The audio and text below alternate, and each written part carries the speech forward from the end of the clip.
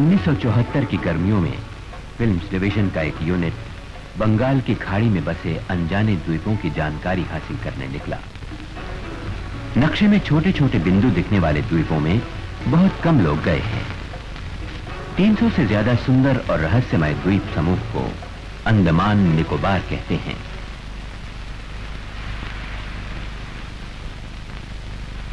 अंडमान निकोबार द्वीप समूह 725 किलोमीटर क्षेत्र में फैला हुआ है।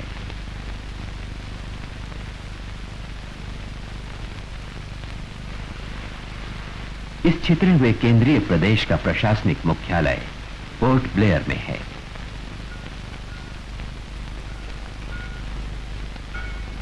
पोर्ट ब्लेयर को अंग्रेजों ने बसाया था सिर्फ एक कारागार के रूप में उन भारतीयों को रखने के लिए जो उनकी आंख का कांटा थे, चाहे वो कैदी हों या राजनैतिक बंदी। मुख्य भूमि से काला पानी भेजे जाने वाले लोग कभी घर नहीं लौटते थे।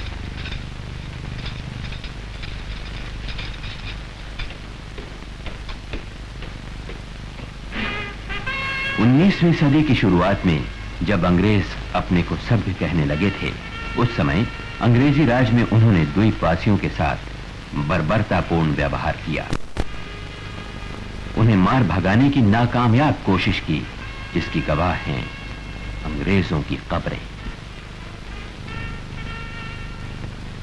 आजादी के बाद पोर्ट ब्लेयर की शक्ल बहुत बदल गई।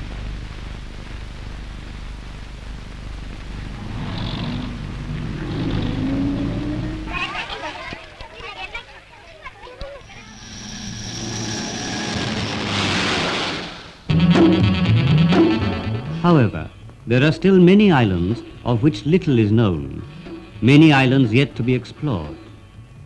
It was in search of the people of these remote islands that our expedition set out from Port Blair.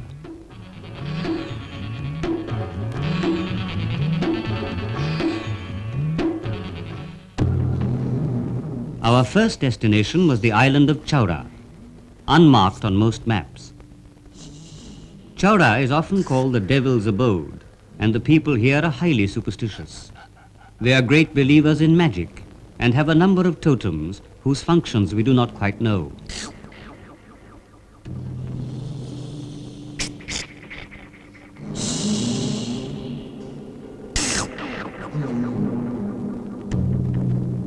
The people of Chowra do not generally bury their dead. Although the body is exposed to the elements, the soul sails away in a boat on its eternal journey. The people of Chowra are good makers of boats, and they are famous in the neighboring islands for their pottery. Most Nicobaris believe that for all ceremonial purposes, food should be cooked in Chowra pots.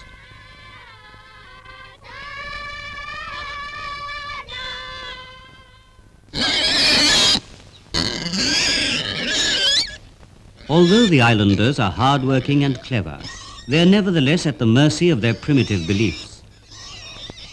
The blood from a pig's tail, mixed with some medicinal herbs, is supposed to cure ailments of the chest and the stomach. On Chowra Island, the witch doctors reign supreme. Only they can exorcise evil spirits.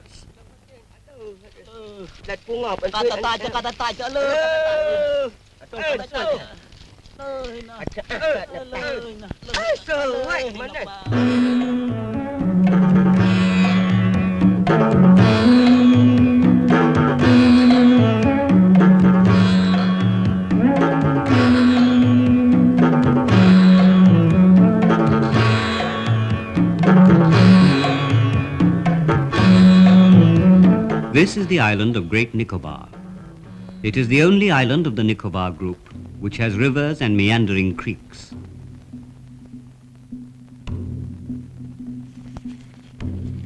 As we glided through the lush jungle, we were reminded that a Danish missionary first came here in 1831. It was he who discovered the inhabitants of the island, called the Shompens. The Shompens had the reputation of being a fierce tribe, but we did not find them so. Shy, yes, but otherwise more curious than hostile.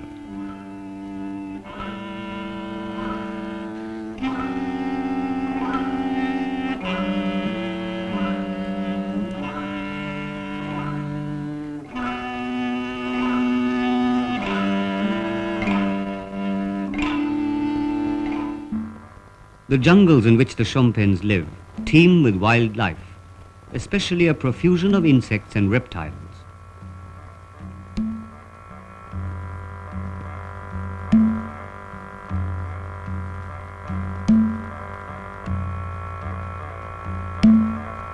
The truth is that very little is known of the Shompenes. We do know that they know how to make fire, but apart from glimpses of their daily life, we know nothing of their history. Even in the case of this lizard, we don't know whether it is meant to be eaten or some parts of it used for medicinal or magical purposes.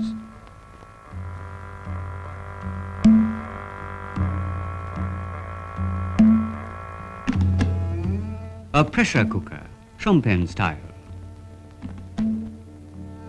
Among the fruits of the forest, the pandanus is the staple diet of the Shompenes.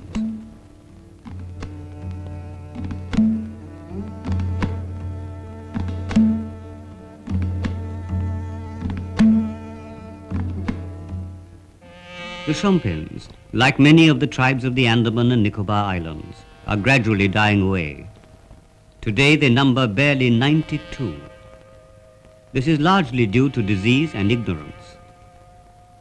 The Romantics speak of the wonder of the pagan life and would like to isolate these people completely. The administrators want to help them. Indeed, if they do not get timely help, they will soon be extinct.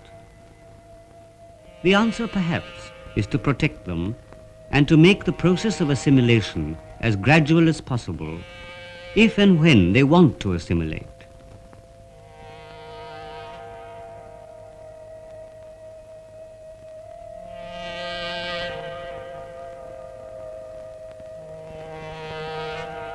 The strangers have come, the stream flows. Soon the strangers will go away.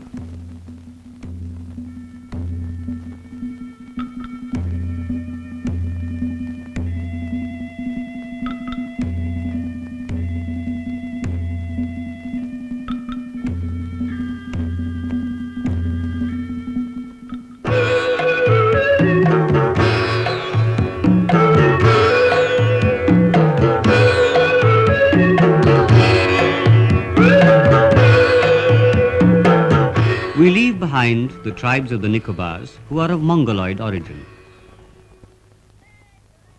We now approach the island known as Little Andaman. This island is the home of the Onge tribe.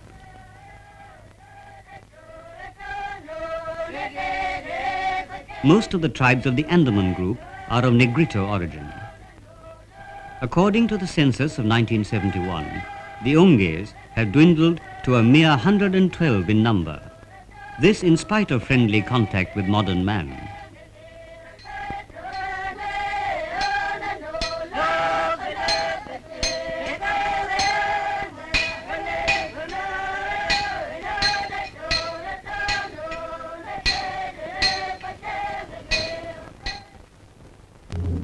Whereas the Onge men go out to hunt, the women roam the forests in search of roots and tubers. The Onges have no notions of cultivating the soil and live off the land. Agriculture is unknown to them.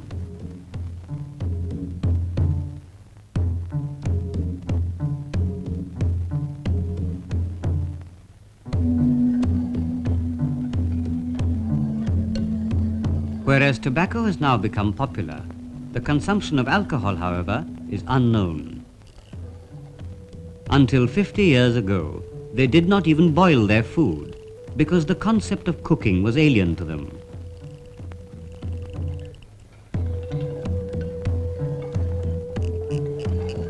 Let alone a fishing net, even a fishing line is unknown to the Onges.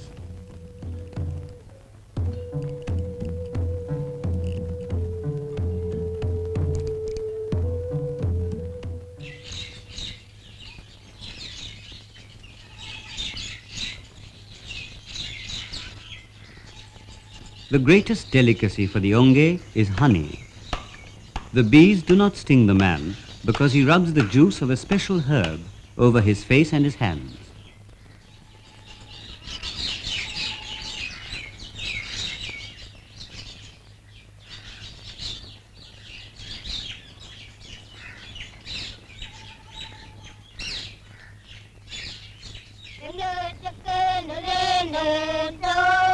A simple expression of joy. One wonders whether our classical dances of today did not originate in this fashion thousands of years ago.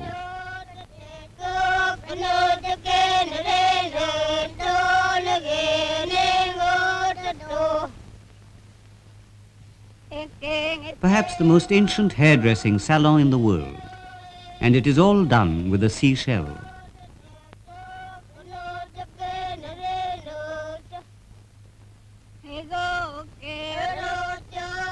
In one respect, the husbands and the wives of the Onge tribe are amazingly different from so-called civilized people.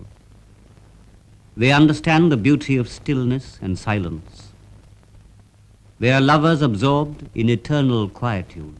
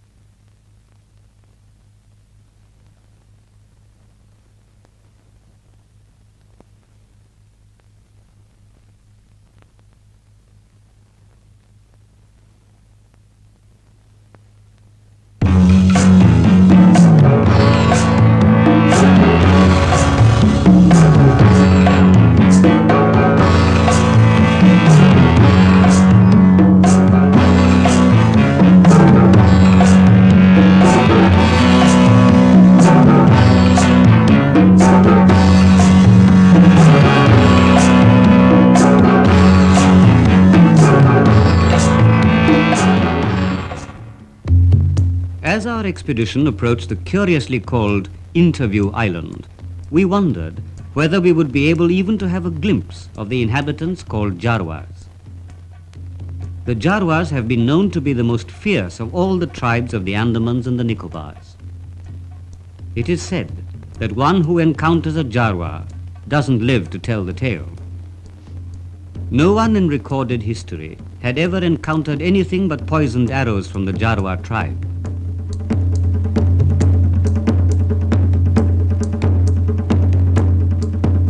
We were, to say the least, astounded to receive a spontaneously warm reception. Why? Was it because a dying tribe thought that outsiders could help them? Was it because we came with gifts rather than guns? The truth is that we do not know.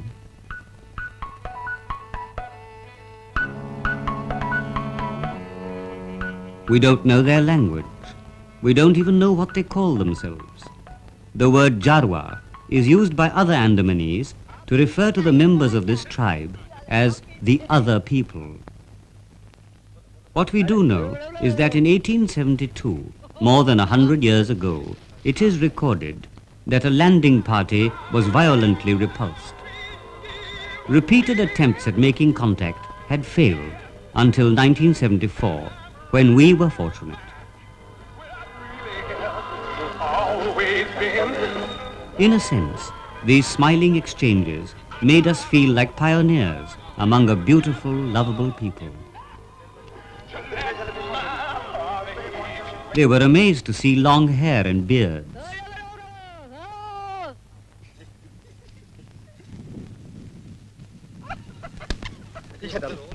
Is there a substitute for innocence and a natural breaking of barriers between human beings?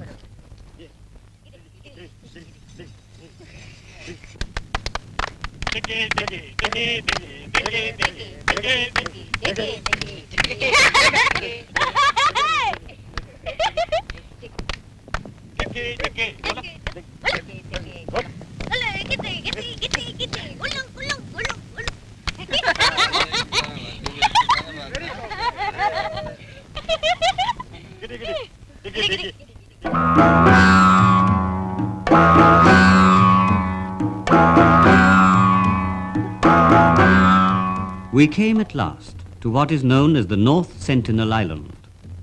Although some expeditions had landed here, the Sentinelese had never been sighted.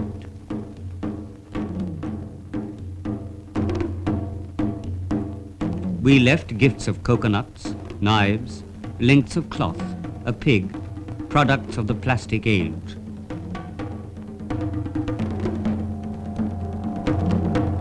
We withdrew and waited, but no one came.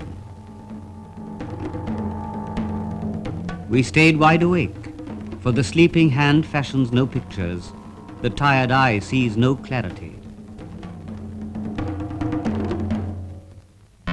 What are those moving shapes?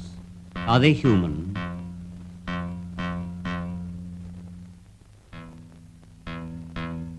At last, the first glimpse of the Sentinelese. Is this a first step towards understanding a tribe never before seen by outside eyes?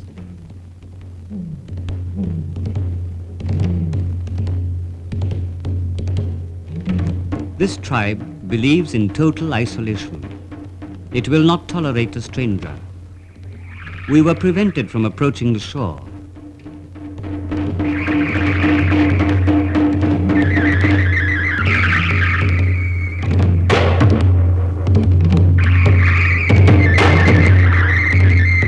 In his dream, the hunter's triumphant spear gouges the eye of the moon, and when he wakes, the victim is his love.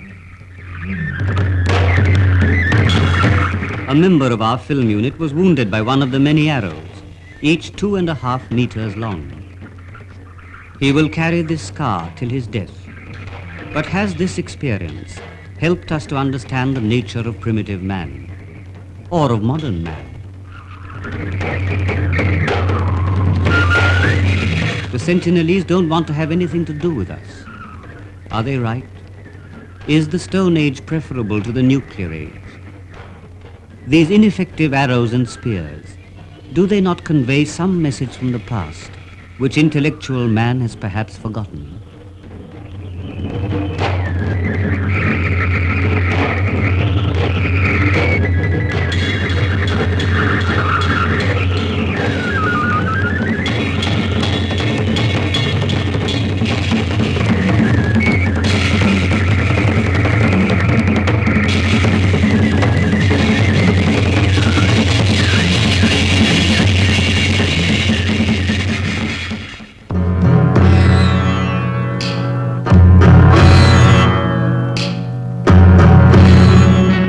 There is the sky and there is man.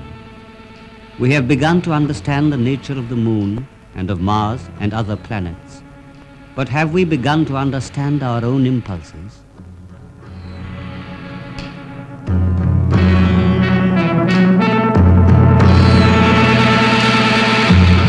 This is a story with a lot of mystery, and in many ways our expedition has failed. Only succeeding generations may find the answers we seek. Until then, perhaps we have no choice but to leave it all to the islands, the oceans, and the currents of time.